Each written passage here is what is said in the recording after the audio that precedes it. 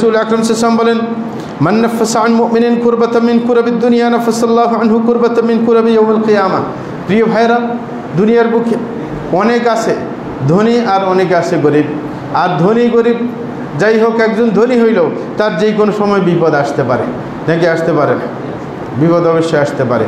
হঠাৎ দেখা যাবে অনেক সময় যেখানে নদী ভাঙ্গনে পড়ে অনেকের বাড়ি, যে অল্প সময়ের মধ্যে নদীর তলে সমস্ত চলে যায়, তার জায়গা জমিন বাড়িঘর সব, অল্প সময়ে সে গরিব হয়ে যায়। হ্যাঁ, বেশি সময় লাগে না গরিব হতে। সুতরাং হঠাৎ করে মানুষ বিপদে পড়তে পারে, তার হাতে টাকা করে না থাকতে পারে। এই সময়ের মধ্যে যাদেরকে আল্লাহ জাল্লাহু নিয়ামত দিয়েছেন তাদেরকে পাশে দাঁড়াতে হবে। আর এটার ফায়দাও রাসূল আকরাম সাল্লাল্লাহু আলাইহি ওয়াসাল্লাম বলেছেন। রাসূল বলেন, মান নাফাসা আন মুমিনিন কুরবাতাম মিন কুরাবিদ দুনিয়া নাফাসাল্লাহু আনহু কুরবাতাম মিন কুরাবি ইয়াউমিল কিয়ামাহ। কোনো ব্যক্তি যদি কোনো মুমিনকে বিপদ থেকে উদ্ধার করে, দুনিয়ার কোনো বিপদ থেকে, আল্লাহ জাল্লাহু তাকে পরকালের বিপদ থেকে রক্ষা করবেন। দুনিয়ার বিপদ হালকা, এটা কেটে যাবে, এটা কোনো স্থায়িত্ব নেই, কিন্তু পরকালের বিপদ স্থায়ী। সেই আপনার দীর্ঘ সময়ের জাহান্নামে থাকার বিপদ, শাস্তির বিপদ। সুতরাং সেটা থেকে রক্ষা পাওয়া সহজ হয়ে যায় যদি আপনি কোনো মুমিন মুসলমানকে যদি দুনিয়ার বিপদ থেকে, সমস্যা থেকে উদ্ধার করেন। প্রিয় ভাই, রাসূল আরও বলেন, ওমান ইয়াসসারা আলা মু'সিরিন ইয়াসসারাল্লাহু আলাইহি ফিদ দুনিয়া ওয়াল আখিরাহ। যে কোনো ব্যক্তি যদি দুর্দশাগ্রস্ত হয়, সে আপনার আটকা পড়ে, মানে টাকা নিয়েছে আপনার থেকে, ঋণ নিয়েছে, ঋণ নিয়ে আর দিতে পারছে না। তার নিয়ত ছিল ভালো, যে টাকা দিবে, আপনাকে ফেরত দিবে, কিন্তু দেখা যায় যে আর ফেরত দিতে পারছে না, চতুর্দিকে টানা হেসরা। হ্যাঁ, বলে যে কোনো ব্যক্তি যদি তার ব্যাপারটাকে সহজ করে দেয়, যে ঠিক আছে অল্প অল্প করে দাও, তোমার সাধ্য মতো তুমি দাও, এরকম সুযোগ করে দেয়, আল্লাহ বলছেন, আল্লাহ রাসূল বলছেন যে আল্লাহ জাল্লাহু দুনিয়া আখিরাতে তার ব্যাপারকে সহজ করে দেবেন। হ্যাঁ, তাইলে যারা ঋণগ্রস্ত হয়ে দিতে পারছে না তাদেরকে সহযোগিতার ফায়দা। আরেকটা হচ্ছে ওমান সাতরা মুসলিমান সাতরাহুল্লাহু ফিদ দুনিয়া ওয়াল আখিরাহ। যে ব্যক্তি কোনো মুসলমানের দোষকে লুকিয়ে রাখবে, আল্লাহ জাল্লাহু দুনিয়া আখিরাতে তার দোষকে লুকিয়ে রাখবেন। ওয়াল্লাহু ফি আউনিল আবদি মা কানা আল আবদু ফি আউনি আখিহি। পরিশেষে রাসূল আকরাম সাল্লাল্লাহু আলাইহি ওয়াসাল্লাম বললেন, আল্লাহ জাল্লাহু মানুষের আপনার সাহায্য করতে থাকবেন যতক্ষণ পর্যন্ত সেই ব্যক্তি অন্য মুমিন ভাইয়ের সাহায্য করে। আপনি যদি আরেকজন মুমিন ভাইয়ের সাহায্য করেন, আল্লাহ আপনাকে সাহায্য করবে। তাইলে প্রিয় ভাইরা, একজন মানুষ যেই কোনো সময় বিপদের সম্মুখীন হতে পারে। বিপদের সম্মুখীন হলে বিপদ থেকে উদ্ধারের জন্য তার অবশ্যই ঋণের প্রয়োজন হয়। কি প্রয়োজন হয়? ঋণের প্রয়োজন হয়। একজন অসুস্থ হয়ে পড়েছে, তার যে বেতন আছে ওই বেতন দিয়ে কুলাচ্ছে না, তার অপারেশন করার দরকার, টাকার প্রয়োজন। তাইলে টাকার প্রয়োজন হলে দুই পন্থা। একটা হচ্ছে কোনো ধনী লোক অগ্রসর হবে তার সুবিধার জন্য, সে দায়িত্ব নেবে যে আমি খরচ দিয়ে দিলাম, অপারেশন খরচ, এটা একটা। আর যদি কেউ না দেয় তাহলে অবশ্যই তাকে ঋণ করতে হবে, ঋণ করতে হবে। এই ঋণ আপনি আমি, হ্যাঁ, তাদেরকে ঋণ দেওয়া, সাহায্য করা, সহযোগিতা করা, সেটা আমাদের অবশ্যই কর্তব্য। এবং ঋণের বিধান পরিশেষে আমরা বলবো। প্রথমে ঋণের সংজ্ঞা কী, হ্যাঁ, সেটা বলবো, তারপরে ঋণের বিধান একটু পরে বলবো, এবং ঋণ পরিশোধের কথাও আসছে। প্রথম হচ্ছে আমরা ঋণ বুঝি, যেটাকে আরবিতে কর্দে হাসান বলে। কি কর্দে হাসান? এই কর্দে হাসান মানে কি? বলছে আল ইনফাকু ফি সাবিলিল্লাহি ইবতিগা মারদাতিল্লাহ। কর্দে হাসান হচ্ছে শরীয়তের পরিভাষায় আল্লাহর পথে আল্লাহর সন্তুষ্টির জন্য ব্যয় করা, এটা হচ্ছে কর্দে হাসান। এটাকে আল্লাহকে দেওয়া বলে। আপনি আল্লাহর পথে যদি ব্যয় করেন, এটা আল্লাহর কাছে ঋণ হিসেবে রেখে দেওয়া, এটা প্রতিদানের জন্য কিয়ামতের দিন সেটা পাওয়া যাবে। হ্যাঁ, এটা হচ্ছে কর্দে হাসান, যেটা কোরআনের মধ্যে আল্লাহ বলছেন। আল্লাহ বলছেন, মান যাল্লাযী ইউকরিদুল্লাহা করদান হাসানা ফায়ুদাইফুহু লাহু আদআফান কাসীরা ওয়াল্লাহু ইয়াকবিদু ওয়া ইয়াবসুতু ওয়া ইলাইহি তুরজাউন। আল্লাহ জাল্লাহু বলছে, এমন কোন ব্যক্তি আছে যে আল্লাহকে কর্জে হাসানা দিবে, কর্জে হাসান দিবে, সুন্দর করজ, সুন্দর ঋণ দিবে। হ্যাঁ, এবং বলছেন আল্লাহ জাল্লাহুকে ঋণ দিলে কি হবে? আল্লাহ বহুগুণে তাকে বাড়িয়ে দিবে, মানে ওই হারে দিবে না। দুনিয়াতে ঋণ দিলে সমান পাইবেন, কিন্তু আল্লাহ বলতেছেন আল্লাহ বহু বহু গুণ বাড়িয়ে দেবেন। এবং বলছে আল্লাহু ইয়াকবিদু ওয়া ইয়াবসুতু ওয়া ইলাইহি তুরজাউন। এবং আল্লাহ স্মরণ করিয়ে দিচ্ছেন যে যারা সক্ষম, যাদেরকে আল্লাহ টাকা করে দিয়েছেন, স্মরণ করিয়ে দিচ্ছেন যে আল্লাহ চাইলে তোমার এই নিয়ামতকে সংকুচিত করতে পারেন, চাইলে এই নিয়ামতকে আরও বাড়িয়ে দিতে পারেন, এটা আল্লাহর হাতে। সুতরাং তোমাকে যখন নিয়ামত দেওয়া হয়েছে, তুমি কৃপণতা দেখাবে না, হিসাব দিতে হবে এই নিয়ামতের কিয়ামতের দিবসে। প্রিয় ভাইরা, ইমাম কুরতুবী রাহিমাহুল্লাহ বলছেন যে হাদা ফি সাবিলিল্লাহ ফায়ুদাইফাহু লাহু আদআফান কাসীরা। যে কোরআনের মধ্যে আয়াতের মধ্যে যেই কর্জ হাসানের কথা বলা হয়েছে এটা হচ্ছে আল্লাহর রাস্তায় ব্যয় করার কথা। হ্যাঁ, যার পরিণামে আল্লাহ জাল্লাহু শাআনহু বহুগুণ বাড়িয়ে দেবেন, একে 700 গুণ বাড়িয়ে দেবেন। একে কত? 700। আল্লাহর পথে যে ব্যয় করবেন, যে আপনি মানে শিক্ষার খাতে, মানব কল্যাণের খাতে, যেই খাতেই ব্যয় করেন না কেন মানব কল্যাণে, হ্যাঁ এইগুলো আল্লাহর খাত, সেইখানে ব্যয় করলে একে 700 পাবেন। সাধারণ হিসাবে যে একে কত? 10। কোরআন তেলাওয়াত করেন একে 10 পাবেন। কিন্তু আল্লাহর পথে ব্যয় করলে কি আল্লাহর দিন প্রচারের খাতিরে, যে আপনি একটা বই ছাপানোর কাজে খরচ দিলেন, ঠিক না, দাওয়াতি কাজে আপনি ব্যয় করলেন, এগুলো হচ্ছে আল্লাহর পথ। সুতরাং এই ক্ষেত্রে ব্যয় করলে, যদিও ফি সাবিলিল্লাহ বলতে কোরআনের ভাষায় জেহাদকে বোঝানো হয়, কিন্তু জেহাদ তো এখন সরকাররা নিজের দায়িত্বে নিয়ে নিয়েছে। প্রত্যেক দেশের কি আছে? সেনাবাহিনী আছে, এটার জন্য বাজেট আছে, সুতরাং জনগণকে দিতে হয় না। হ্যাঁ, সুতরাং জনগণ ফি সাবিলিল্লাহর যে আরও ব্যাপক ক্ষেত্র আছে যেগুলো আল্লাহর দিনকে প্রচারের জন্য, হ্যাঁ শিক্ষা কার্যক্রমকে আপনার অগ্রসর করার জন্য ব্যয় করে, সেটাও আল্লাহর পথে ব্যয় করা। তাইলে একে 700 গুণ। যায়েদ ইবনে আসলাম রাদিয়াল্লাহু আনহু বর্ণিত, তিনি বলেন যে যখন এই আয়াতটা নাজিল হয়, মান যাল্লাযী ইউকরিদুল্লাহ কারদান হাসানা, তখন আবু দাহদা আল আনসারী রাদিয়াল্লাহু আনহু আসলেন রাসূলের কাছে। আবু দাহদা রাসূলের কাছে এসে বললেন, ইয়া নবিয়াল্লাহ আলা আরা রাব্বানা ইস্তাগরিদুনা, বলে যে হে আল্লাহর নবী, আমি তো দেখতে পাচ্ছি যে আমাদের রব আমাদের কাছে ঋণ চাচ্ছেন। কী চাচ্ছে? ঋণ চাচ্ছে। এই যে বলছে কে আসো যে ঋণ দিবে আল্লাহকে। হ্যাঁ, তো দেখতে পাচ্ছি যে আল্লাহ ঋণ চাইছে আমাদের থেকে। ওয়াইন্নামা আতানা লিআনফুসিনা, বলে যে এই যে আমাদেরকে দিলেন এটা তো আমাদের কল্যাণেই দিলেন, আমাদেরকে যে আল্লাহ সম্পদ দিলেন আমাদের কল্যাণে, সুতরাং আল্লাহর ক্ষেত্রে ব্যয় করে নিজের কল্যাণ করতে হবে। এবং উনি বললেন ওয়া ইন্নালি আরদাইন ইহদাহুমা বিল আলিয়াতি ওয়াল উখরা বিসাফিলা, বলে যে আমার 2টা জমিন আছে, একটা হচ্ছে উঁচা জায়গা, আরেকটা একটু নিচে জায়গায়। ওয়া ইন্নী ক্বাদ জাআলতু খায়রাহুমা সাদাকা, আমি দুটোটার মধ্যে শ্রেষ্ঠ যে জায়গাটা ওইটা আল্লাহর জন্য সদকা করে দিলাম। তাইলে সাথে সাথে আয়াত নাজিল, সাথে সাথে এটার কি বাস্তবায়ন। তখন রাসূল আকরাম সাল্লাল্লাহু আলাইহি ওয়াসাল্লাম বললেন, কাম মিন ইযকিন মুদাল্লালিন লিআবিদ দাহদাহি ফিল জান্নাহ, বল যে অনেক আপনার থোকা থোকা আপনার ফল রেডি আছে জান্নাতের মধ্যে আবু দাহদার জন্য, মানে জান্নাতে সুসংবাদ দিয়ে দিলেন। যে তিনি আল্লাহর জন্য ব্যয় করলেন। এই যে কর্দ হাসান, এটার কেউ কেউ এরকমও ব্যাখ্যা দিয়ে থাকেন যে আইয়াকুন আল মুতাসাদ্দিকু সাদিকান নিয়্যাত তাইয়িবান নাফসি ইবতাগি বিহি ওয়াজহ আল্লাহ দুন রিয়া ওয়া সুমআহ, যে কর্দ হাসান কাকে বলা হয়? যে যিনি সদকা করবেন যেন নিয়ত খাঁটি হয়, যেমন একবারে মন থেকে মনে কোনো দ্বিধাদ্বন্দ্ব না রেখে। অনেকে দান করে মানে ফকিরে এসে ছাড়ে না, ফকিরে ছুটতেছে না, মানে দিতেছে না, এটা না, বলতেছেন তাইয়িবান নাফসি, খুশি মনে, যে দিতে পারতেছে, ওর পাশে সহযোগিতা করতে পারতেছে, এটা খুশি থাকতে হবে মন, এবং নিয়ত ফ্রেশ থাকতে হবে, একমাত্র আল্লাহ সন্তুষ্টি দেখানোর জন্য, শুনানোর জন্য কোনো সদকা করবে না। এটাই হচ্ছে কর্দে হাসান। এরকমভাবে ইমাম কুরতুবী আরও অন্য জায়গায় বলেন যে কর্দে হাসান কাকে বলে, যে কোরআনের মধ্যে কর্জে হাসান ছাড়া, কর্জে হাসান দ্বারা এটাও বোঝানো হয়েছে সুবহানাল্লাহি ওয়ালহামদুলিল্লাহ ওয়ালা ইলাহা ইল্লাল্লাহু আল্লাহু আকবার, যে কোনো ইবাদত সেটাও কর্জে হাসানের মধ্যে শামিল করলেন, কারণ সেটাও তো স্টক রাখা হয়, পরে সেটার সওয়াব পাওয়া যাবে। কেউ বলছেন কর্জে হাসানের অধীনে এটাও আছে আন-নাফকাতু আলাল ইয়াল, যে আপনি নিজের ফ্যামিলির জন্য যে ব্যয় করলেন সেটাও কর্জে হাসান, সেটাও আপনি আল্লাহর সন্তুষ্টির জন্য করলে রিটার্ন পাবেন পরকালে, নাকি না? যাই হোক, যেটা বলতেছিলাম যে কর্দ হাসান, তাইলে এটার মধ্যে কল্যাণ অনেক বেশি রয়েছে। কারণ এই জন্যই তো আল্লাহ জাল্লাহু বলেছেন যে আল্লাহকে কর্দ হাসানা দিতে, তাইলে তার বহুগুণ তিনি বাড়িয়ে সওয়াব দিবেন। হ্যাঁ, এবং এই যে বাড়িয়ে দিবেন এটা আল্লাহ ছাড়া আর কেউ জানে না। সাধারণ হিসাব তো আছে 1 10 700 পর্যন্ত, কিন্তু আল্লাহ বলছেন আরও বেশি করে দিবেন।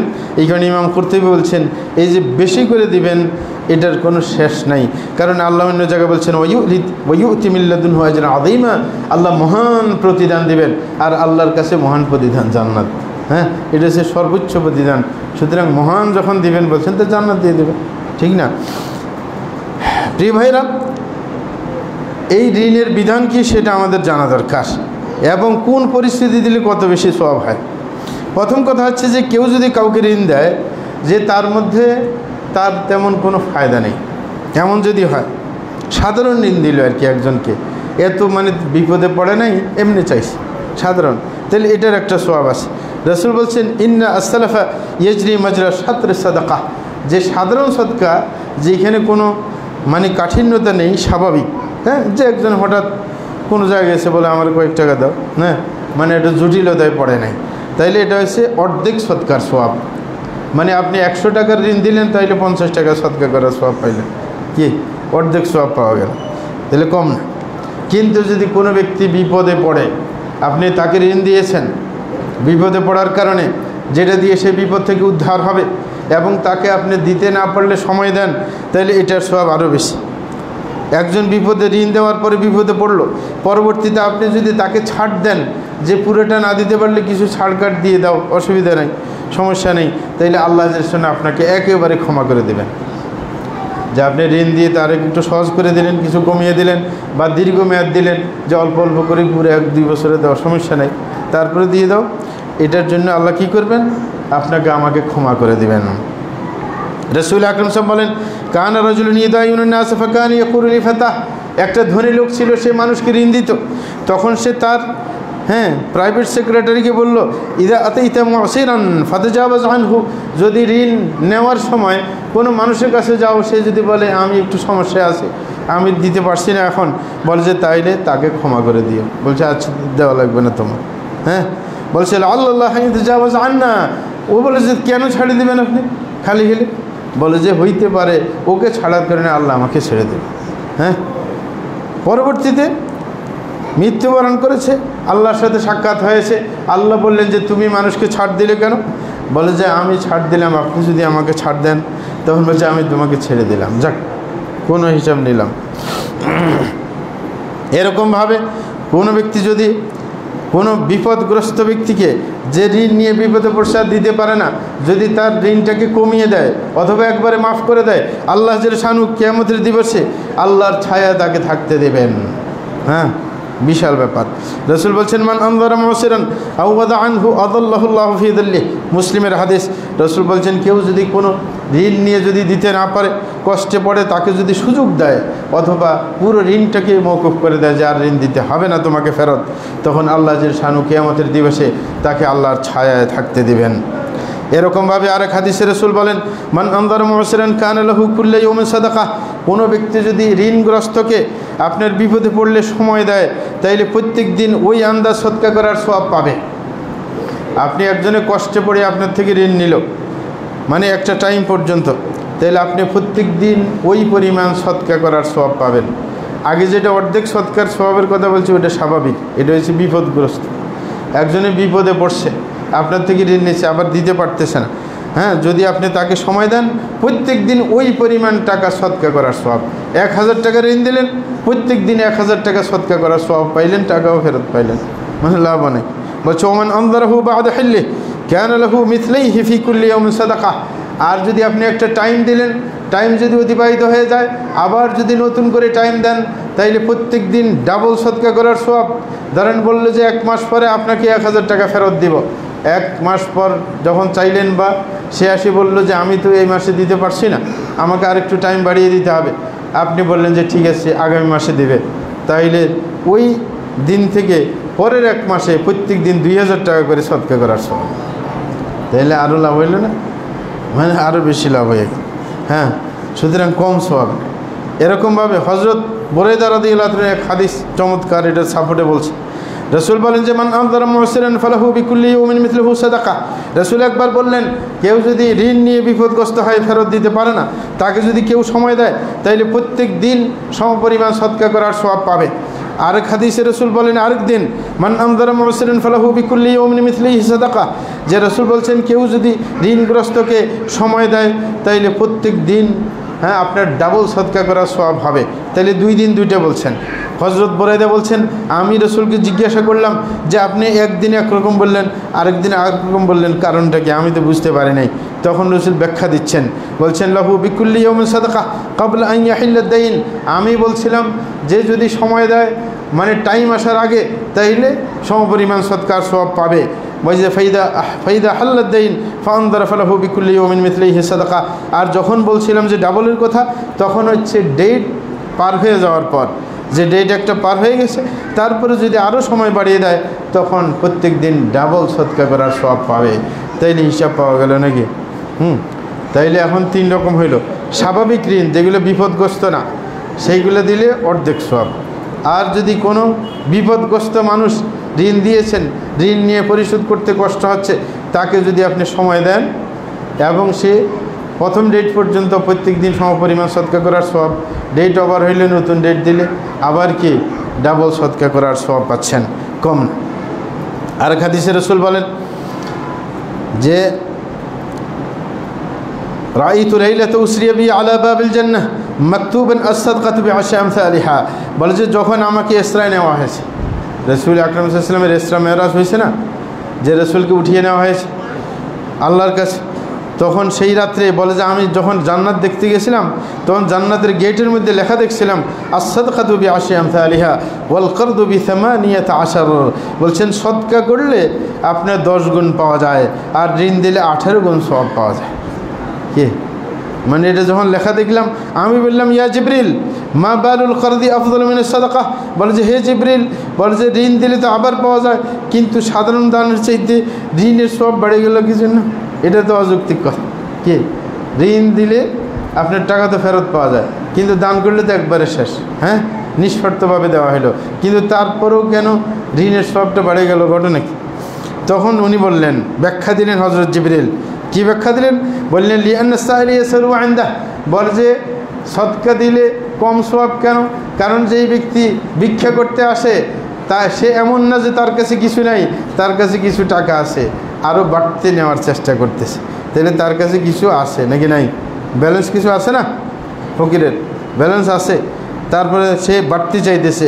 ওয়াল মুস্তাকরিদু লা ইস্তাকরিদু ইলা লিহাজা, আর যেই ব্যক্তি তোমার কাছে ঋণ চায় সেই ব্যক্তি ফেঁসে গেছে আর চলতে পারছে না, তার কাছে কিচ্ছু নাই, এই কারণে তো হাত বাড়াচ্ছে। যদি নিজে চলতে পারতো তাইলে তো সে চালাই দিত নাকি? তাইলে যিনি ঋণ চাচ্ছে তিনি অবশ্যই তার কাছে কিছু নাই বলেই চাচ্ছে তার ফ্যামিলি চালানোর জন্য, এই কারণে তার সওয়াব বেশি। অন্য হাদিসের মধ্যে রাসূল বলেন মান মানাহা মানিহাতা লাবান আও ওয়ারাকিন আও আহদা জিকাকান কানা লাহু মিথলু ইতকি রাকাবাহ। বলছেন কেউ যদি কোনো ব্যক্তিকে কোনো দুধের কোনো পশু দেয়, মানে একজনকে আপনার দুধ দেয় যে এরকম একটা গাভী দিয়ে দিল, অথবা একটা ছাগল দিয়ে দিল, হ্যাঁ বলছে এরকমভাবে, অথবা কাউকে যদি আপনার টাকা করি হ্যাঁ আপনার দান করে, অথবা কাউকে যদি পথ দেখায়, পথ চিনে না থাকে, পথ দেখায়, দুনিয়ার পথ ভোলা অথবা আখেরাতের পথ ভোলা, তাকে পথ দেখিয়েছে, হ্যাঁ তাইলে বলে যে একটা আপনার গোলাম স্বাধীন করার সওয়াব পাবে। কীভাবে? একটা গোলাম স্বাধীন করার সওয়াব। এইগুলো অনেকগুলো সওয়াব বললাম, তাইলে ঋণের অনেক সওয়াব, ঋণের সওয়াব। এখন এসে ঋণের বিধান নিয়ে আলোচনা। ঋণ কখন কি বিধান রাখে, কখন ফরজ হয়ে যায় ঋণ দেওয়া, কখন মুস্তাহাব থাকে, কখন ঋণ দেওয়া হারাম। কিন্তু সব বিধান আছে ঋণের সাথে, সব ঋণে কিন্তু সওয়াব নাই। কিছু ঋণ কিন্তু হারাম, কিছু ঋণ দেওয়া ওয়াজিব, কিছু ঋণ দেওয়া হয়েছে কি মুবাহ, মানে দিলেও দিতে পারেন, না দিলে না দিতে পারেন, সেই বিধান নিয়ে আলোচনা। কখনো ঋণ দেওয়া ওয়াজিব হয়ে যায়, কখনো ঋণ দেওয়া হারাম হয়ে যায়। বলা হচ্ছে লাকিন কদ ইয়ারিদু লাহুল উজুব, বলে যে কখনো ওয়াজিব হয়, কখনো মাকরুহ হয়, আউল কারাহা আউল হুরমা, কখনো হারাম হয়ে যায়, কখনো মুবাহ থাকে। অবস্থার ভিত্তিতে, কিসের ভিত্তিতে? অবস্থার ভিত্তিতে। যে ঋণ নিচ্ছে তার অবস্থার ভিত্তিতে কখনো ওয়াজিব হয়, কখনো কি হয় মাকরুহ হয়, কখনো হারাম হয়, কখনো জায়েজ থাকে। তো সেটা কীভাবে? যেমন 1 নম্বর বলে যে যদি ইনকান আল মুস্তাকরিদু মুত্তাররান ওয়াল মুখরিদু মালিআন কানা ইখরাদুহু ওয়াজিবা, যদি কোনো ব্যক্তি এমন পর্যায়ে চলে গেছে পিঠ ঠেকে গেছে, চলতেই পারে না, তার অপারেশনের দরকার, কোনো টাকা নাই, এখন তার অপারেশন করাও বাধ্যতামূলক, পিঠ ঠেকে গেছে, এখন তার টাকার প্রয়োজন, এবং যার কাছে হাত পেতেছে সে টাকা দিতে সক্ষম, তার ব্যালেন্স বাড়তি আছে, ফ্যামিলির খরচের বাড়তি টাকা আছে, তাইলে তার কাছে চাইলে তাকে ঋণ দেওয়া ফরজ, দিতেই হবে। যদি একজন মারাত্মকভাবে ফেঁসে গেছে, কোনো পথ নাই, আপনার কাছে টাকা আছে, দিতে পারেন, তাইলে দেওয়া কি ফরজ। কিন্তু আর সামনে ব্যাপার আছে, অন্যগুলো বুঝে পরে একসাথে ব্যালেন্স ঠিক করে। আর যদি ওয়াইনা আলিমাল মুখরিদ আও গালাবা আলা যান্নি আন্নাল মুখরিদা ইয়াসরিফু ফি মাসিয়াতিন আও মাকরুহ, বলে যে যদি ঋণদাতা বুঝতে পারে যে তার থেকে ঋণ নিয়ে সে গুনাহের কাজে ব্যয় করবে, কে আছে না ঋণ নিয়ে সে জানে সে কি করবে, গুনাহের কাজে ব্যয় করবে, মদ খাবে কি বা এরকম নেশাকর কোনো জিনিস পান করবে বা এই জাতীয় কোনো কিছু যদি হয়, অথবা মাকরু কাজে ব্যবহার করবে, তাইলে কানা হারামান, তাইলে তাকে ঋণ দেওয়া হারাম। আপনি যদি বুঝতে পারেন আমার থেকে ঋণ নিয়ে হারাম কাজে ব্যয় করবে, তাহলে তাকে ঋণ দেওয়া কি হারাম। আর যদি জানেন যে মাকরু কাজে ব্যয় করবে, তাকে ঋণ দেওয়া মাকরু। আরেকটা বিধান সেটা হচ্ছে ওয়ালাউ ইখতারাদা তাজিরুন লা লিহাজাতিন বাল ইয়াজিদ ফি তিজারাতি তামআন ফি রিবহি আল হাসিল মিন কানা ইখরাদুহু মুবাহা। আর যদি কোনো ব্যবসায়ী যদি ঋণ চায়, তার কোনো নিতান্ত প্রয়োজনে নয়, বরং তার ব্যবসা বাড়ানোর জন্য। অনেক ব্যবসায়ী ঋণ চায় না, মানে তার ব্যবসা আরও টাকা দরকার, টাকা বেশি হলে আরও ব্যবসা জোরদার হবে। যদি কেউ ঋণ চায় আরও বেশি লাভের জন্য, যে টাকা ইনভেস্ট বেশি হলে লাভটা বেশি হবে, তাকে ঋণ দেওয়া হচ্ছে মুবাহ। দিলেও দিতে পারেন, না দিলেও না দিতে পারেন, কারণ তার কোনো প্রয়োজন নেই। যদি আপনার টাকা বেশি থাকে, টাকা ফেরত পাইবেন, দেন, তাইলে আধা সওয়াব পাইবেন। ওই যে আগে গেছেন আধা সওয়াব, আধা সওয়াব পাইবেন, কারণ তার তো বাধ্যবাধকতা নেই। আর যাকে ঋণ দেওয়া ফরজ, তাকে দিলে কি আপনার ওই যে প্রথম ডেটে সমান সওয়াব, ডেট ওভার হয়ে গেলে কি ডাবল সওয়াব। এবার তো আস্তে আস্তে বুঝতেছেন সবগুলো বিধান। কেন বলছে হাইসু ইন্নাহু লাম ইস্তামিল আলা তানফিস কুরবাহ লিয়াকুনা মাতলুবান শারআ, বলে যে ব্যবসায়ীকে ঋণ দেওয়া কেন শুধু মুবাহ, দিলেও দিতে পারেন, না দিলেও না দিতে পারেন, কারণ তার কোনো বিপদ থেকে উদ্ধার করা হচ্ছে না, বরং তার যেই উচ্চাবিলাসী চিন্তা সেটা সহযোগিতা করা হচ্ছে। কারণ উচ্চাবিলাসী চিন্তা মানে তার আরও টাকার দরকার, ব্যালেন্স বাড়ানো দরকার, সুতরাং ওই চিন্তায় সহযোগিতা করলেন, তাইলে এটা তো বিপদে পড়া মানুষ না। এই কারণে তাকে ঋণ দিলেও দিতে পারেন, নাও দিতে পারেন, কোনো সমস্যা নেই। এখন গুছিয়ে নিয়ে বলতেছি যে ঋণ দেওয়া তো কিছু বললাম ফরজ, কিছু বললাম হারাম মাকরুহ, আর কিছু হয়েছে কি মুবাহ, ব্যাপারগুলো বুঝাইলাম। এখন ঋণ দেওয়া যে ফরজ, এটার শর্তগুলো বুঝাই দেয়। ঋণ দেওয়া ফরজ কখন হয়? একজনে টাকা চাইছে, বিপদে পড়ছে, তাহলে দিতে বাধ্য আপনি না, এটা শর্ত বললে তখন বুঝে ফেলবেন। 4টে শর্ত আছে। 1 নম্বর হচ্ছে ঋণ দেওয়া ফরজ কোন কোন ক্ষেত্রে? যদি যে ঋণ চায় সে যদি সত্যিকার অর্থে বিপদগ্রস্ত হয়, 1 নম্বর শর্ত। যেমন তার কোনো চিকিৎসার প্রয়োজন, তার অপারেশন করতে হবে, যদি অপারেশন না করে সে যে কোনো সময় মারা যেতে পারে, অথবা তার অঙ্গহানি ঘটতে পারে, অথবা সে এমন হয়ে যাবে যে অথবা এমন কোনো বিপদে পড়েছে, মানে আপনার অপারেশন না, এমন কোনো বিপদে পড়েছে যেই বিপদে যদি টাকা সাপোর্ট না দেওয়া যায় তাকে জেলে ঢুকতে হবে, এরকম কোনো বিপদে না যদি পড়ে, তাহলে তাকে ঋণ দেওয়া কি ফরজ, 1 নম্বর শর্ত।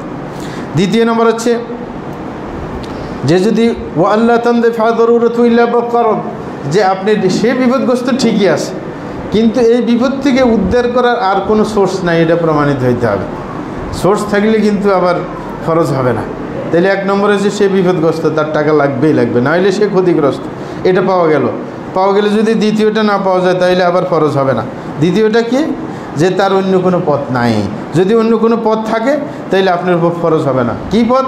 যে তার সম্পদ আছে, সে ইচ্ছে করলে সম্পদ বিক্রি করতে পারে, কি তার অনেক জায়গায় জমিন কিনে রাখছে, কি এখন সে চাইতেছে এমনি আপনি ঋণ নিতে, কিন্তু সম্পদ ছাড়বে না, তাইলে দেওয়া ফরজ না, দিলে সব পাইবেন, কিন্তু ফরজ হবে না তখন, আপনি স্বাধীন। আরেকটা হচ্ছে অথবা রাষ্ট্রীয় কোনো ব্যবস্থা আছে ঋণের, যে কারো ঋণ দরকার হলে রাষ্ট্র ঋণ দেয়, অথবা আরব দেশের মতো কিছু সংস্থা আছে ঋণ দেয়, যে সংস্থা থেকে ঋণ নিতে পারে, এরকম ব্যক্তিকে সাধারণত সংস্থা ঋণ দেয়। যদি এরকম যে কোনো সোর্স যদি থাকে তাইলে আবার ফরজ হবে না। তাইলে ফরজের একটা শর্ত হয়েছে মানে সে বিপদে পড়ছে, নিশ্চিত টাকা দরকার, ফরজ। কিন্তু যদি আবার দ্বিতীয়টা শর্ত যে আর কোনো সোর্স নাই, মানে আপনি ছাড়া আর কেউ নেই যে আপনি দিবেন, আর অনেক জায়গায় ঘুরছে, মানে কোনো পথ আপনি জানছেন যে আর কোনো পথ বেচারার নাই, বাধ্য হয়ে আমার কাছে আসছে, তখন ফরজ হবে। 3 নম্বর শর্ত যে যিনি ঋণ নিচ্ছেন, যিনি ঋণ দিচ্ছেন তিনি সক্ষম হতে হবে, তিনি তার যেন ফ্যামিলির ব্যয় নির্বাহের সমস্যা না ঘটে। কি একজনের টাকা আছে কিন্তু ফ্যামিলির খরচ চালায় এটা দিয়ে, বাড়তি টাকা তার কাছে নাই, তাইলে তার ঋণ দিতে ফরজ না, কারণ এর ফ্যামিলি চলবে কীভাবে? আরেকজনের ঋণ দিয়ে নিজে কি রাস্তায় বসবে? না, যেটা তার নিতান্ত প্রয়োজন সেই টাকার উদ্বৃত্ত না থাকলে ঋণ দেওয়া ফরজ না। কখন ফরজ হবে? উদ্বৃত্ত টাকা থাকলে, যে তার ফ্যামিলির খরচও চলে, তারপরও বাড়তি টাকা তার কাছে আসে। যেমন অনেকের ব্যাংকে পড়ে থাকে টাকা, তাইলে উদ্বৃত্ত টাকা, সেগুলো অব্যবহৃত, সেগুলো লাগে না তার, তাইলে তার জন্য খরচ হবে। আরেকটা হচ্ছে যে ঋণ দিয়ে থাকে রাস্তায় রাস্তায় ঘুরতে হবে না। অনেকের ঋণ দিয়ে ঋণ পাওয়ার জন্য আবার রাস্তায় ঘুরে লাগে, স্যান্ডেল ক্ষয় করা লাগে, আছে নাকি নাই? একজন ঋণ দিলেন, খুব কাছামাছু করে আসছে, ঋণ দেওয়ার পর ওকে আর খুঁজে পাওয়া যায় না, তাইলে এইরকম লোককে ঋণ দেওয়া ফরজ না। যদি আপনি জানেন যে একে ঋণ দিছে অনেকজনে কিন্তু আর ঋণ বাইর করতে পারে নাই, তাইলে এই বখাটাকে ঋণ দেওয়া ফরজ না। আপনি বলে দিবেন যে তুমি তো ভালো মানুষ না, তোমাকে ঋণ দিলে তো দিবে না তুমি, সুতরাং তোমাকে ঋণ দেওয়া চলবে না, তখন ফরজ থাকে না। কিন্তু তখন কি করা? বিপদে পড়ছে তখন সদকা করতে পারেন।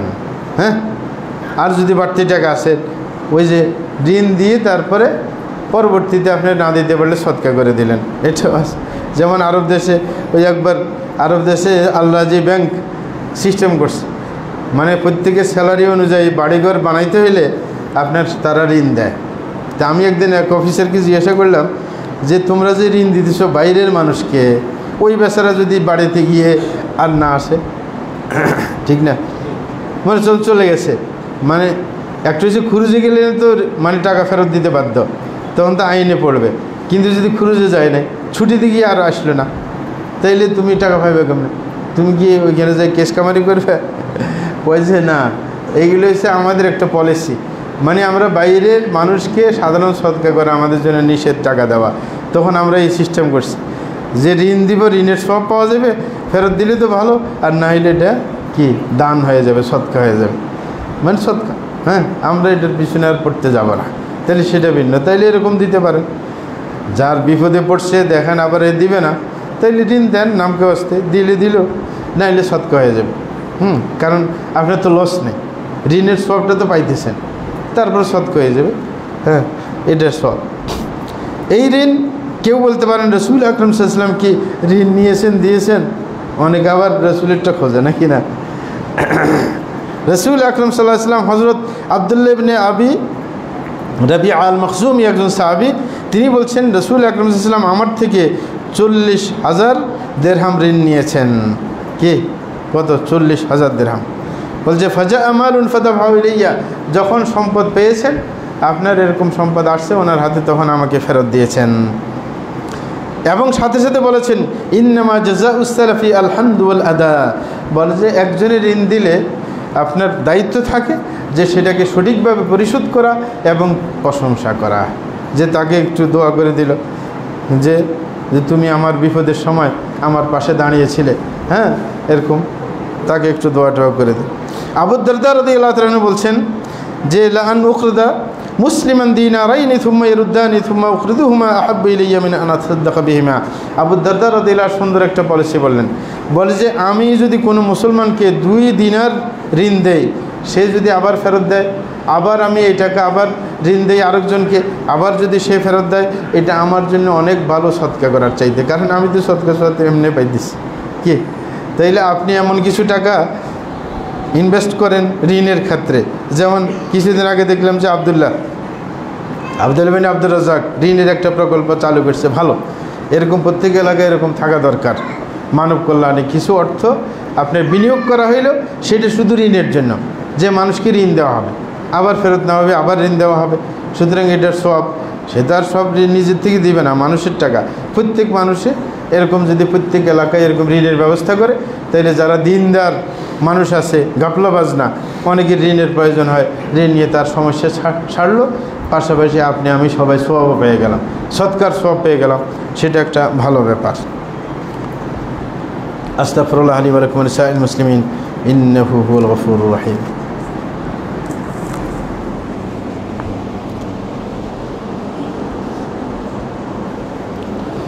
আলহামদুলিল্লাহি রাব্বিল আলামিন ওয়া সলাতু ওয়া সালামু আলা সাইয়্যিদিল মুরসালিন নবিয়িনা মুহাম্মদ ওয়ালা আলিহি ওয়া সাহবিহি আজমাইন, আম্মা বা'দ। প্রিয় ভাইরা আমার, দ্বিতীয় আরেকটা কথা জানতে হবে, সেটা হচ্ছে ঋণের ফজিলত বললাম, কিন্তু অনেকে ঋণ নিয়ে তো দিতে চায় না, তাদের ব্যাপারে তো কিছু বলা দরকার নাকি?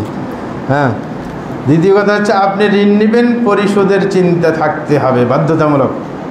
ঋণ নেওয়ার সময় গাফলা থাকলে কিন্তু আপনি পরিশোধ করতে পারবেন না। এই কারণে রাসূল আকরাম সাল্লাল্লাহু আলাইহি ওয়াসাল্লাম বলেছেন, মান আখাযা আমওয়ালান নাসি ইউরিদু আদাআহা আদাল্লাহু আনহু ওয়া মান আখাযাহা ইউরিদু ইতলাফাহা ইতলাফাহুল্লাহ। যে কোনো ব্যক্তি যদি মানুষ থেকে ঋণ নেয় আদায় করার মানসিকতা নিয়ে যে আবার পরিশোধ করে দেব, তাইলে আল্লাহ তাকে দেওয়ার সুযোগ করে দেন, সহজ করে দেন। আর কোনো ব্যক্তি যদি মানুষ থেকে ঋণ নেয় যেটা দিব না, কোনো মতে নিতে পারলেই হয়েছে, তাইলে তাকে আল্লাহ ঋণ পরিশোধ করার সুযোগ করে দেবে না। অনেকের আপনি দেখবেন তার হাতে অনেক টাকা আছে, আপনি ঋণ দিয়েছেন, 15-20 বছর এসে এখনও পান নাই। এরকম কারো থাকতে পারে, আমাদেরও আছে, যে ঋণ দিয়েছি এখন 20 বছর এসে এখনও ঋণ ফেরত পাওয়া যায়নি, ঠিক না? তো এরকম হয়, হ্যাঁ, অনেকের। কেন? কারণ ও ঋণ নিছে কী জন্য? মানে দিবে না বলে। এই কারণে আল্লাহ রসুল বলছে আল্লাহ তাকে ঋণ দেওয়ার সুযোগ দিবে না, মানে তার কারণ মানসিকতা খারাপ, আল্লাহ সহজ করবে কেন? এই কারণে টাকা থাকা সত্ত্বেও সে ঋণ দেওয়ার চিন্তা আসেই না মাথায় যে ওর ঋণটা দিতে হবে। বছর বছর চলে যাচ্ছে, ওর সংসার চলতেছে, সবই চলতেছে, কিন্তু আপনার ঋণটা আপনি পাচ্ছেন না। কেন পাচ্ছেন না? ওই হাদিসে বলে দিল যে সে নেওয়ার সময় দেওয়ার মানসিকতা ছিল না, এই কারণে আল্লাহ তাকে পরিশোধ করার সুযোগ দেন নাই। কখন দেন সুযোগ করে? যে দেওয়ার ইচ্ছে নিয়ে নেয়, যে আমি অবশ্যই দিব, যথাসময় দিব, তখন আল্লাহ সহজ করে দেন। আরেক হাদিসের মধ্যে রাসূল আকরাম সাল্লাল্লাহু আলাইহি ওয়াসাল্লাম বলছেন, ইন্নাল্লাহা মা'আদ দাইনি হাত্তা ইয়াকদিয়া দাইনা। যে কোনো ব্যক্তি যদি আপনার ঋণ দেয়, আল্লাহ জাল্লাহু তার সহযোগিতা করতে থাকেন যতক্ষণ পর্যন্ত ঋণ পরিশোধ না হবে। তাইলে একজন মানুষ যদি আপনার থেকে ঋণ নেন, ঋণ নিলে তার যদি দেওয়ার ইচ্ছে থাকে, আল্লাহ কি সহজ করে দেন যেন আপনি টাকাটা ফেরত পেয়ে যান। আরেকটা ব্যাপার, যে অনেক মানুষ আছে দেওয়ার সুযোগ থাকা সত্ত্বেও সে ঋণ দিতে গড়িমসি করে। ব্যবসায়ীরা এরকম করে, ব্যবসায়িক ঋণ থাকলে দেখা যায় ক্যাশে টাকা আছে, তারপরে বলবে নাই কালকে আসো, পরশু আসো, হ্যাঁ, মানে এরকম আসে না? হ্যাঁ, অনেক। এটাকে মুমাতালা বলে শরীয়তে এটা নিষেধ। রাসূল বলছেন, লাইয়ুল ওয়াজিদি ইউহিল্লু ইরদাহু ওয়া উকুবাতাহু।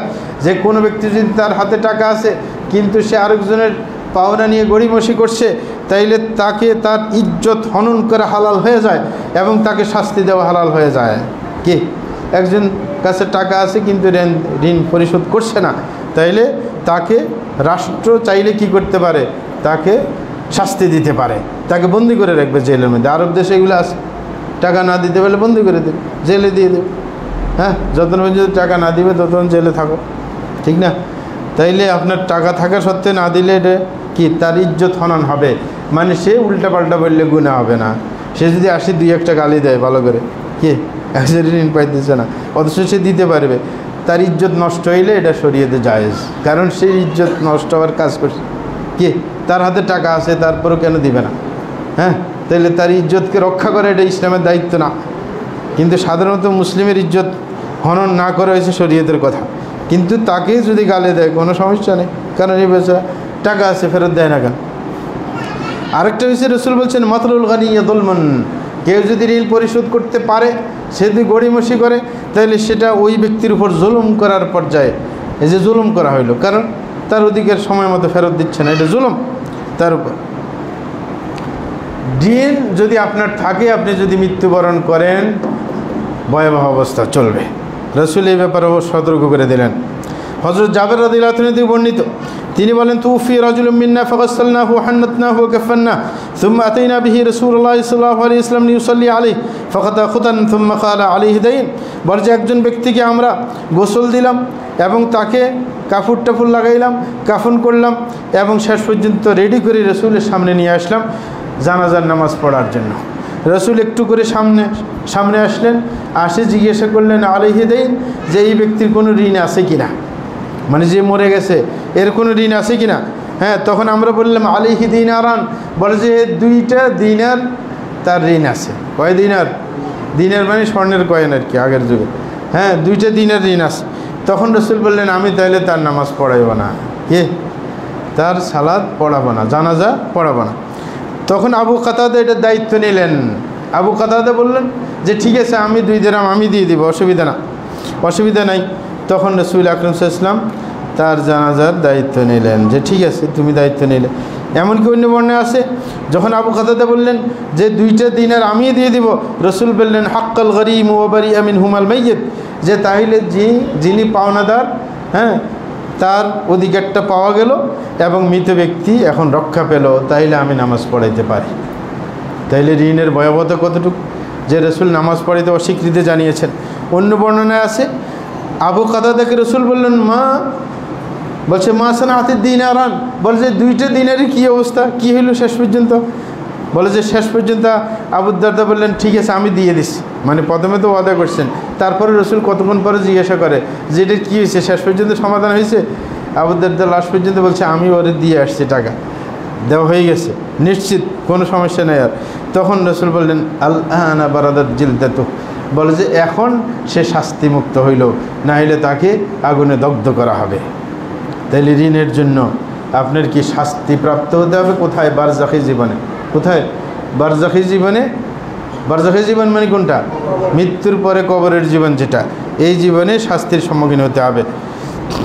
এবং আবু হুরায়রা রাদিয়াল্লাহু আনহু থেকে আরেকটা বর্ণনা, তিনি বলেন কানা ইউতাবির রাজুল মুতাওয়াফা আলাইহি দাইন ফায়াসআলু হাল তারাকা লিদাইনিহি মিন কাদা, যে রাসূলের সামনে কোনো মৃত ব্যক্তিকে নিয়ে আসলে তিনি বারবার জিজ্ঞাসা করতেন তার কোনো ঋণ আছে, যদি বলো এবং না প্রথমে জিজ্ঞাসা করতেন তার ঋণ আছে কিনা, যদি বলতো যে ঋণ আছে তখন আবার জিজ্ঞাসা করতেন তার ঋণ পরিশোধের ব্যবস্থা আছে কিনা, যে অনেকে আছে ঋণ আছে পরিশোধের ব্যবস্থা আছে, তাইলে কোনো সমস্যা নাই, তাইলে একজনের দায়িত্ব নেবে। যেমন আমাদের দেশে হ্যাঁ বলে যে কারোর যদি কোনো ঋণ থাকে আমি দায়িত্ব নিলাম, সন্তান তার পিতার ব্যাপারে বলে, এটা বলে না জায়েজ না, কারণ অনেক সময় কারোর না জানাও থাকতে পারে, এত মানুষকে একসাথে পাওয়া আবার অসম্ভব হইতে পারে। মা কি বাড়ি বাড়ি যে জিজ্ঞাসা করবে যে আমার বাপে ঋণ নিছে তোমাদের থেকে, এই কারণে মৃত ব্যক্তির হ্যাঁ আপনার যখন জানাজা হয় তখন এটা বলার কি শরীয়তে সুযোগ আছে, যে বলবে যে আমার পিতা থেকে কেউ যদি ঋণ পেয়ে থাকেন বা আমার ভাই থেকে যিনি মরে গেছেন, তাইলে আমার সাথে যোগাযোগ করবেন, আমি এটার দায়িত্ব নিয়ে নিলাম, বাস যথেষ্ট, তাইলে আর সমস্যা থাকে না। তাইলে এই নিয়মটা খারাপ না, ভালো। তাই রাসূল জিজ্ঞাসা করলেন যে ঋণ দেওয়ার সুযোগ আছে, যখন বলা হইতো যে ঋণ দেওয়ার সুযোগ আছে তখন রাসূল আকরাম সাল্লাল্লাহু আলাইহি ওয়াসাল্লাম নামাজ পড়াইতেন। আর যদি বলে ঋণ দেওয়ার সুযোগ নাই, রাসূল বলতেন সাল্লু আলা সাহিবিকুম, বল যে তোমরা নিজেরা নামাজ পড়াই দাও, আমি পড়াইলাম না। কে যদি বলতো ঋণ পরিশোধ করার কোনো টাকা নাই, সে ঋণ করে গেছে, তখন রাসূল নামাজ না পড়াই কোনো সাহাবীর দায়িত্ব দিয়ে দিতেন যে তোমরা এর নামাজ পড়ে দাফন করে দাও, আমি নামাজ পড়াইব না। তাইলে কত কঠিন অবস্থা। তাইলে ঋণ নিয়ে যারা ঘুমায়, অনেকে আছে আমাদের মধ্যে, অনেকে ঋণই আছে, ঋণ নিয়ে গাফলাবাজি করতেছে, থাকতে পারে, শুধরে যেতে হবে যে ঋণ নিয়ে গাফলা করলে কি অবস্থা। ঋণ অনেকে যারা দেয় এরা আবার শরীয়ত বিরোধী কিছু কাজও করে, এই কারণে ঋণের কিছু সূত্র বলে দিচ্ছি সর্বশেষ। ঋণের কয়েকটা সূত্র আছে, যে ঋণ দেওয়া আপনার হারাম যেন না হয়, এটার জন্য হচ্ছে ঋণ দিলে বাড়তি কমতি করতে পারবেন না। যে ঋণ দিয়েছেন পরে কিছুদিন পরে তার উপর চাপাই দেবেন বা বাড়তি নিতে চাইবেন। অনেকে ঋণ দেয় না সুদভিত্তিক ঋণ, যে আপনি ঋণ দিলাম 100 টাকা, আপনি 2 মাস পরে দিবেন আমাকে 110 টাকা, এই ঋণ সুদ, এই ঋণ কি হারাম, নাজায়েজ। ঋণ দিলে আল্লাহর জন্য দিতে হবে, কোনো নগদ লাভ চাইতে পারবেন না যে আমাকে কয়েক টাকা বাড়তি দিবে, এই ঋণ হারাম, এটা হচ্ছে সুদভিত্তিক ঋণ। আরেকটা হচ্ছে এই ঋণ দেওয়ার মাধ্যমে যদি বেচা বিক্রির সুবিধা গ্রহণ করা হয়, সেটাও নাজায়েজ। অনেকে দেখা যায় তার সাথে ব্যবসা করে, এক এলাকায় ব্যবসা করে, ওকে ঋণ দিলে কিছু সুবিধা নেওয়া যাবে, যে ঋণ দিলে মানে পণ্য আনা নেওয়ার মধ্যে সে ছাড়টা দিবে বেশি, এরকম চিন্তা থাকে, এটাও নাজায়েজ, হারাম।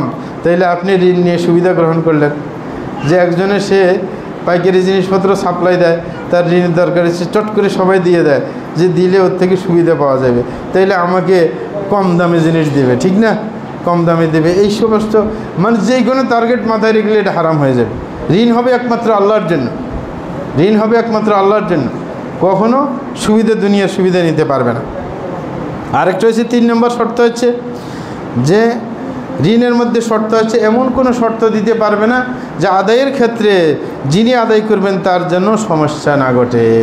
কেউ বলতে পারে হ্যাঁ আপনার ঋণ দিয়েছে এক জায়গায়, বলছে আরেক জায়গায় পরিশোধ করার জন্য, এরকম যদি আরেকজনকে কষ্ট দেওয়া, মানে ঋণ বলছে ঠিক আছে তুমি আমার থেকে ঋণ নাও, কিন্তু মানে এখানে হয়েছে রায়পুর লক্ষ্মীপুরে, বলছে যে ঢাকায় অমুক জায়গায় যাই এই ঋণটা দিয়ে আসতে হবে, তাইলে এই বাজারের আরও খরচ বাড়িয়ে দেওয়া হইলো না, তার একটা চাপ সৃষ্টি করা হইলো।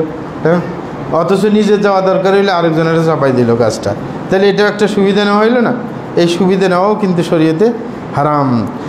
এখন সূত্রের কথা বলছি, রাসূল বলছেন কুল্লু কারদিন জাররানা ফাহুয়া রিবা, সূত্রগত কথা, যেই কোনো ঋণের মাধ্যমে কোনো লাভ যদি নেওয়া হয় সেটাই হারাম।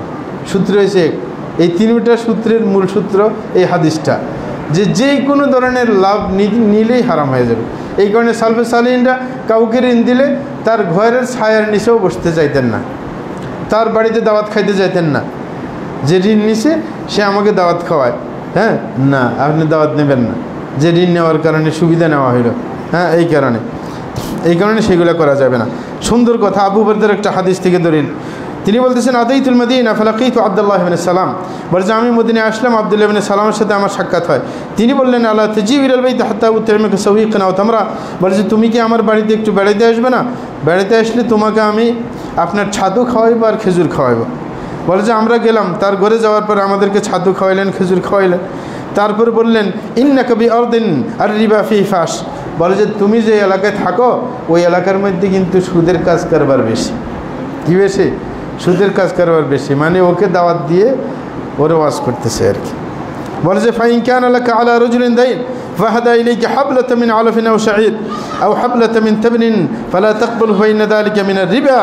বলে যে একটা সুদ তোমরা চালাই যেতেছো যেটা তোমাদের খবর নাই, যে তুমি যদি কাউকে ঋণ দাও, ঋণ দেওয়ার পর সে যদি তোমাকে ঘাসের এক পোলটা দেয়, মানে ঘাস, আপনি ছাগলকে ঘাস খাওয়াবে না, ঘাসের এক পোলটা তাকে হাদিয়া দিস, অথবা হ্যাঁ এরকম কোনো জিনিস বারে জব ভুট্টা এগুলো যেগুলো ছাগলের খাদ্য এগুলো হাদিয়ে দিছে, বলে যে সেটা নেবে না, সেটা নিলে সুদ হবে। কী হবে?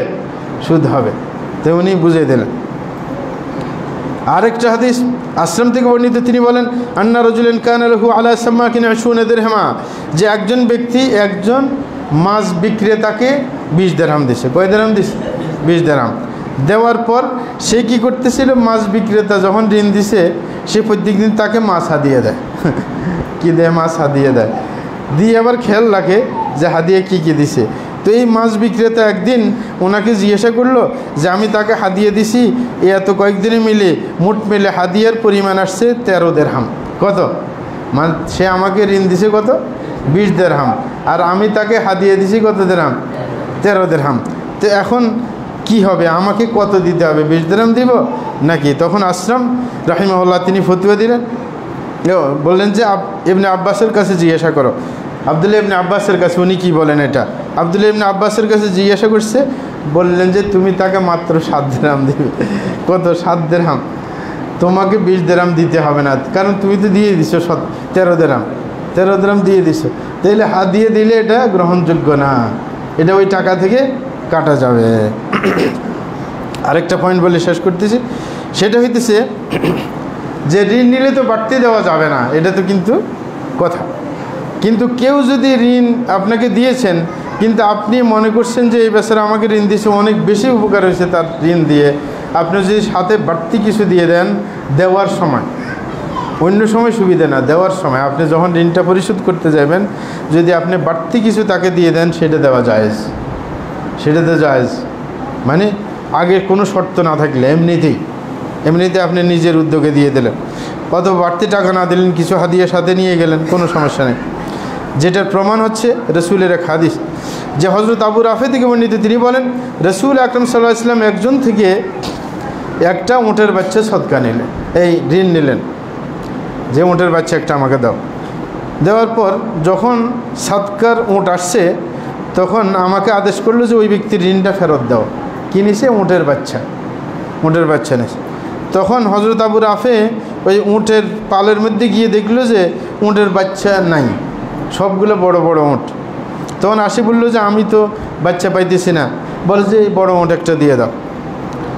এবং সাথে সাথে বললেন ফাইন্না মিন খাইরিন নাসি আহসানুহুম কাদাআ, বলছে ওই ব্যক্তি সর্বশ্রেষ্ঠ মানুষ যে ব্যক্তি ঋণ পরিশোধের সময় আপনার প্রতিদান দিয়ে দেয় তাকে। হ্যাঁ, এটা হচ্ছে ভালো। আপনি যখন উপকার পাইছেন তাইলে আপনি তাকে বাড়তি কিছু দিয়ে দিবেন। কিন্তু কোনো ব্যক্তি যদি কোনো এলাকায় প্রসিদ্ধি পেয়ে যায়, একে টাকা দিলে হে বাড়তি দেয়, তখন যদি ওই বাড়তি পাওয়ার আশায় ঋণ দেয়, তখন এটা আবার সুদ হয়ে যাবে। কারণ কেউ যদি কোনো এলাকায় অভ্যস্ত হয়ে যায় যে ঋণ নিলে কি মানে সে বাড়তি দেয়, তাইলে অন্যজনে মনে করে যদি এর ঋণ দিলে তো লাভই আছে, হ্যাঁ বাড়তি পাওয়া যাবে, তাইলে ঋণ দেওয়া হ্যাঁ সুদ হয়ে যাবে, কারণ সে সুদের আশা করতেছে। হ্যাঁ, এই জন্য আল্লাহ ফসল ওসলিম আল নবী মুস্তফা আর হাবিব মুস্তফা। প্রিয় ভাইরা, আরেকটা কথা স্মরণ করিয়ে দিই, আজকে আপনার এই যে ঋণ সংক্রান্ত আলোচনার মুদ্রা কথা, আমাদের আবদুল্লাহ বিন আব্বাস রাদিয়াল্লাহু তাআলা আনহুর মসজিদকে কমপ্লেক্সের কাজের জন্য আমরা জমির একটা বায়না করছি নাকি করি নাই। এখন আমাদের ধরতে হবে এই প্রজেক্টের মধ্যে আপনার দান করা এবং ঋণের বিধান কি, এই বিধানটা শেষ করে দিতেছে, ঠিক না? মানে সৎকা অনেকে করছেন, যার কারণে 60 লক্ষ টাকার মতো কি দেওয়া হয়ে গেছে। এখন আরও 20 লাখ টাকা দিতে হবে, আরও আবার রেজিস্ট্রেশন ফি আছে, এসব আছে। এখন সময় কিন্তু শেষ হয়ে গেছে, আর কয়েকদিন মাত্র আছে, কয়েকদিন পরেই এটা যে কোনোভাবে রেজিস্ট্রেশন করতে হবে। সুতরাং এখন অনিবার্য টাকা দরকার। এখন এমন ফাঁদে পড়া গেছে এই পর্যায়ে ঋণ দেওয়া, এতক্ষণ যে বিশ্লেষণ দিছি, ঋণ দেওয়া ফরজ। যার টাকা থাকে, যে নিজের ফ্যামিলি চলার বাইরে, নিজের যে রেগুলার যে আয় ব্যয় আছে এগুলোর বাইরে যদি তার স্টক কোনো টাকা থাকে, তার এই প্রজেক্টের মধ্যে ঋণ দেওয়া তার জন্য ফরজ। যে থাকলেও যদি না দেয় তাহলে সে গুনাহগার হবে। কারণ শরীয়তের একটা প্রজেক্ট, যেইখানে আপনার ইসলামের কি প্রচার প্রসার হবে, সেই নিয়তে যারা দায়িত্বশীল আমরা সবাই দায়িত্ব নিয়েছি। এটা কোনো নিজের ব্যক্তিগত ফায়দার জন্য না, এটা একমাত্র কি এই এলাকার মধ্যে যেন ইসলাম প্রচার হয়, সেই জন্য এই চেষ্টা করা। সুতরাং এই প্রজেক্টে এই কঠিন পরিস্থিতিতে ঋণ দেওয়া, যাদের কাছে উদ্বৃত্ত টাকা আছে, ঋণ দেওয়া ফরজ। সুতরাং ফরজ কাজ ইনশাল্লাহ আদায় করবেন, যেন অতি সত্বর এটা রেজিস্ট্রেশন করে নেওয়া যায় ইনশাআল্লাহ। সবার চেষ্টা থাকলে যে প্রত্যেকে যদি আপনি একজনে 20,000 30,000 এরকম ঋণ দেন, হ্যাঁ, আবার যখন টাকা উঠবে নিয়ে যাবেন, টাকাটাও ফেরত পাইবেন। ওই যেই ডেট আপনি দিয়ে দিলেন, যদি আপনার বলে যে যখন পারবেন, তাইলে একই সওয়াব পাইবেন প্রত্যেক দিন। কি হ্যাঁ, মানে ওই আন্দাজ সওয়াব পাইবেন। 20,000 দিলে 20,000 সদকা করার সওয়াব পাইলেন, ঠিক না? আর যদি টাইম ওয়ারি দেন যে 1 বছর পরে আমাকে দিয়েন, 1 বছরে না দিতে পারলে 1 বছরের পরে আবার কি 40,000-এর সওয়াব পাইবেন। তাহলে ডেট দিয়ে দেওয়া ভালো। যখন প্রতিষ্ঠানকে দিবেন বলবেন ঠিক আছে আপনার রেজিস্ট্রেশন করে নেন, আমি টাকা দিচ্ছি 20,000 30,000 ঋণ হিসাবে, 1 বছরের মধ্যে আমাকে এটা পরিশোধ করবেন, ঠিক আছে? হ্যাঁ, বলেন যে আগামী বছর আপনাকে পরিশোধ করবেন। যদি দিতে দেরি হয়ে যায়, আবার টাইম দিলে আপনি ডাবল সওয়াব পেয়ে যাবেন। তাইলে আপনার ঋণ দেওয়া সৎকার চাইতে আর বেশি সওয়াব হইতেছে না এই মুহূর্তে? একটা দিচ্ছে ফরজ দায়িত্ব আপনাকে দিতে হবে, দিলে আপনি সমপরিমাণ সওয়াব পাবেন। তাইলে উদ্বৃত্ত টাকা থাকলে মার যাবে না ইনশাআল্লাহ। এটার সাথে আমরাও ইনভলভ আছি। সুতরাং টাকা মায়ের নেই, টাকা ইনশাআল্লাহ পেয়ে যাবেন। আবার সদকা জারিয়ার কাজে খরচ হবে, এটা সদকা জারিয়ার প্রজেক্ট না। সুতরাং আপনার বিশাল অনেক দিক থেকে সওয়াব। এই কারণে প্রত্যেকের সাধ্য অনুযায়ী আপনি যত দিতে পারেন, এরকম প্রত্যেকে 20,000 50,000 1 লাখ হ্যাঁ দিতে থাকবে, যার যতটুকু সামর্থ্য আছে ঋণ দেন, দিলে এক সময় আবার পেয়ে যাবেন ইনশাআল্লাহ। পরবর্তীতে যখন আবার আয় হবে এটা নিয়ে হ্যাঁ তৎপরতা চলবে, ইনশাআল্লাহ ফেরত আসবে। আল্লাহ আমাদের সবাই কল্যাণ করুন। আল্লাহ ফসল ওয়াসলিম আলী নবীল মুস্তফা হাবিব মুস্তফা মুহাম্মদ ইবনে আব্দুল্লাহ খাইরুল খালিক ওয়া সাইয়্যিদুল আউয়ালিন ওয়াল আখিরিন। আল্লাহুম্মা সাল্লি ওয়া সাল্লিম ওয়া বারিক আলাইহি ওয়া রাদিয়াল্লাহু আনিল খুলাফায়ে রাশিদিন ওয়া সাহাবাতি আজমাইন ওয়া আনিত তাবিঈন ওয়া তাবিঈন বিihsan ইলা ইয়াউমিদ্দিন وعنا معهم بمنك وكرمك وإحسانك يا أرحم الراحمين. اللهم أعز الإسلام والمسلمين وأذل الشرك والمشركين ودمر أعداءك أعداء الدين وانصر عبادك الموحدين وحمي حوز الدين واجعل هذا البلد آمنا مطمئنا وسائر بلاد المسلمين.